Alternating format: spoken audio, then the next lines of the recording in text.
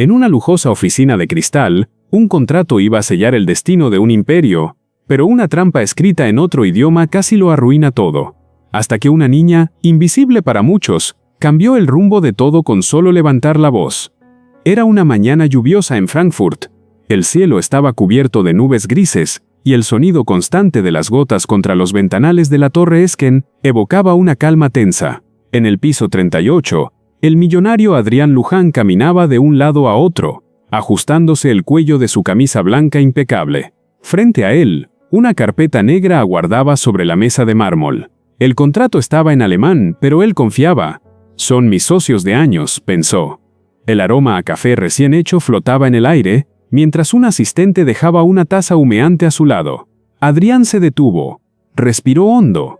Hoy firmaría la expansión de su empresa por Europa. No entendía una palabra del documento, pero ¿para qué preocuparse? Todo estaba traducido verbalmente.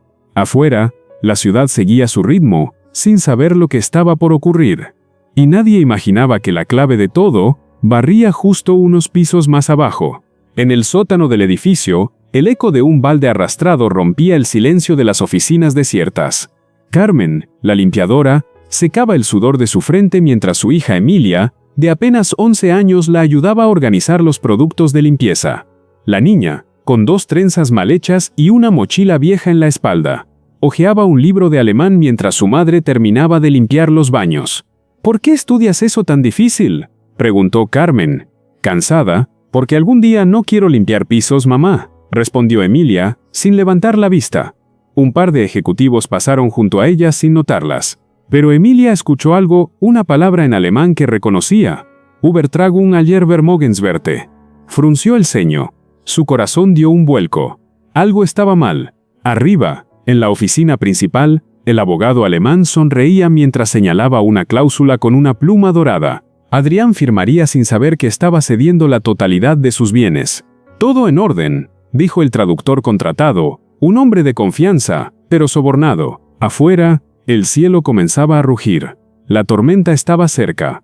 El olor a ozono se colaba por las rejillas del aire acondicionado, como un presagio. Adrián alzó la pluma. Una firma más, y todo estaría hecho. Pero en ese instante, se escucharon pasos acelerados por el pasillo. Golpes apresurados en la puerta. El ambiente se congeló por un segundo. «Señor Luján, no firme eso», gritó una voz aguda casi infantil. Todos se voltearon con incredulidad. Y allí estaba, la hija de la limpiadora. La oficina quedó en silencio. Emilia respiraba agitada, empapada por la lluvia, con los ojos llenos de decisión. Adrián la miró confundido. «¿Qué haces aquí?», preguntó uno de los ejecutivos, irritado. Carmen llegó corriendo detrás de su hija, avergonzada, pidiendo disculpas, pero Emilia no retrocedió. «Ese contrato dice que va a transferir todos sus bienes». «Todo, señor. Lo leí. Esa palabra no es común. Está oculto en una cláusula al final». Adrián se acercó, incrédulo. Tomó el contrato. Buscó la frase. Su rostro cambió. «¿Tú hablas alemán?», preguntó. «Lo estudio desde hace 2 años», dijo la niña. El abogado palideció. El traductor bajó la mirada. Y la verdad comenzó a salir a la luz. Los ejecutivos intentaron disimular. «Debe ser un error de traducción», dijo uno, mientras el otro cerraba rápidamente su portafolio. Pero Adrián ya no escuchaba. Solo veía a esa niña y a su madre de pie a su lado, temblando. «¿Tú sabías de esto?», preguntó Adrián al traductor. Silencio. El rugido de un trueno sacudió los ventanales. «¿Tú lo sabías?», gritó esta vez. El traductor asintió lentamente. El contrato cayó al suelo. La firma estaba a centímetros de suceder. Adrián se volvió hacia Emilia. «Gracias», murmuró. Ella bajó la mirada, nerviosa, y Carmen la abrazó conteniéndose las lágrimas. La seguridad fue llamada. El abogado extranjero fue detenido al intentar abandonar el edificio. El escándalo explotó en los medios una semana después. Pero ese mismo día, Adrián hizo algo inesperado. Invitó a Carmen y Emilia a su oficina personal. La habitación olía a madera fina y cuero. «No sé cómo agradecerles», dijo, mirando a la niña con respeto. Emilia sostenía su libro de alemán contra el pecho. «Solo quería ayudar». Adrián sonrió. «Y lo hiciste». En el escritorio, un nuevo documento reposaba. Esta vez, en español. Emilia lo leyó. Sus ojos se agrandaron. Era una beca, completa, para estudiar en la mejor academia de idiomas del país. Días después, el sol se colaba entre los árboles del campus universitario mientras Emilia recorría los pasillos por primera vez. Tenía uniforme nuevo, libros nuevos y un brillo distinto en los ojos. A su lado, Carmen no paraba de sonreír. «No entiendo cómo pasó todo esto», dijo. «Porque tú me enseñaste a ser valiente», respondió Emilia. A lo lejos, una campana sonó. Las clases estaban por comenzar. Adrián, desde su auto negro estacionado fuera, observaba con una sonrisa discreta. Luego se alejó, sabiendo que no había perdido su fortuna, la había protegido alguien con un corazón aún más valioso. La historia se hizo viral. La niña que salvó a un millonario de la ruina, decían los titulares. Pero más allá del escándalo, lo que más conmovía era la imagen de Emilia leyendo aquel contrato. En redes, miles se ofrecieron a apoyarla. Becas, premios, incluso entrevistas internacionales. Pero ella se mantenía humilde. «Solo leí lo que otros no quisieron ver», decía.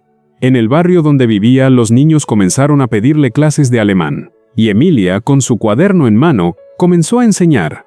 Porque entendió que su voz podía cambiar destinos. Adrián reformó su empresa desde adentro. Reestructuró su equipo legal y abrió un nuevo programa de becas para hijos de trabajadores. La oficina donde casi firmó su ruina ahora era un lugar de decisiones sabias. En una ceremonia sencilla, Emilia fue invitada a dar un discurso. Nerviosa, se paró frente al micrófono. «Yo no hice nada especial. Solo dije la verdad, aunque nadie me pidió que hablara». Los aplausos llenaron la sala. Adrián la observaba con orgullo. Y Carmen, con lágrimas. En la cima de la Torre Esquen, ahora había una nueva placa junto al ascensor. A veces, los héroes vienen con trenzas y libros viejos. Nadie olvidaba lo que Emilia había hecho. Cada nuevo socio debía pasar ahora por una revisión legal exhaustiva, pero sobre todo, por una charla con la niña que hablaba alemán. Ella se convirtió en asesora junior de la empresa a su corta edad. Con cada palabra que traducía, corregía el mundo un poco más. Y con cada día que pasaba, se convertía en algo más grande que una heroína, en un símbolo. Una tarde de invierno, Adrián invitó a Emilia a cenar con su familia. En la terraza de su casa, con luces cálidas y el aroma a pan horneado, compartieron risas y anécdotas. «Gracias a ti, aprendí a no confiar ciegamente ni en mi propio éxito», dijo él. Emilia asintió, con su cuaderno abierto sobre las piernas. «Y yo aprendí que incluso los grandes a veces necesitan ayuda». El viento frío sopló con suavidad, y entre palabras se tejió un lazo irrompible, uno que no dependía de fortunas, sino de respeto. Años más tarde, Emilia escribió su primer libro, La voz que nadie esperaba. Lo presentó en la misma universidad que la becó. Adrián estuvo en primera fila, Carmen también, y en cada página narró la historia no solo de una trampa millonaria, sino de una niña que decidió no callar. Hoy su historia inspira a miles, porque a veces, un paso fuera de lugar es justo lo que hace que todo cambie. Y porque no importa tu origen, tu edad ni tu uniforme, cuando lo correcto te llama, debes responder. Nunca subestimes el valor de una voz sincera, ni el poder de aquellos que el mundo ignora. Porque a veces, el héroe no tiene capa, sino una mochila vieja, y el valor de hablar. La verdad puede venir de quien menos imaginas, y la vida puede girar por una simple palabra. El destino no lo cambian los poderosos, sino los que se atreven a ver lo que otros no quieren leer.